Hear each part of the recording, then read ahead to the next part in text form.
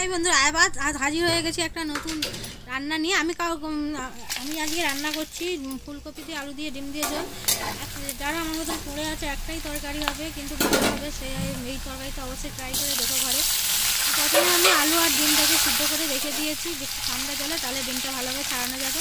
তারপরে আমি কড়াতে আবার ফুলকপিটাকে সিদ্ধ করে নিচ্ছি দিয়ে, কারণ হচ্ছে ফুলকপির মধ্যে যদি কিছু থাকে তাহলে সেটা মোটামুটি নষ্ট হয়ে যাবে। তারপরে আমি কড়াতে দিয়ে দিচ্ছি তেল, তেলে দিয়ে দিচ্ছি একটু নুন আর হলুদ, তারপরে দিয়ে দিচ্ছি একটু ডিমটাকে ভেজে আমি রেখে দিলাম। আর ওই তেলেই দিয়ে দিচ্ছি ফুলকপিটা ভেজে তুলে নিলাম।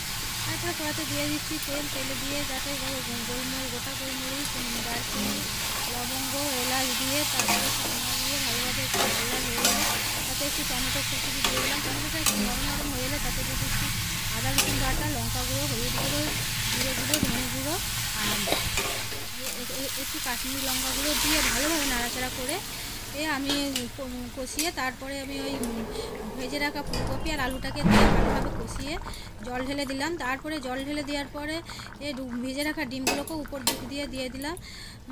তারপরে লাস্টে আমি ধনে পাতা কুচি আর গরম মশলা দিয়ে নামিয়ে নিলেই হয়ে যাবে আমার ডিম দিয়ে আলু দিয়ে ঝোল।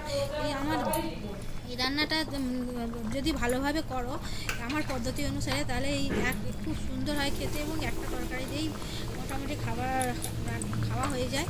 যদি আমার রান্নাগুলো ভালো লেগে থাকে অবশ্যই লাইক, শেয়ার, কমেন্ট করতে অবশ্যই ভুলো না এবং আমার পাশে থেকেও আমাকে সাপোর্ট করো।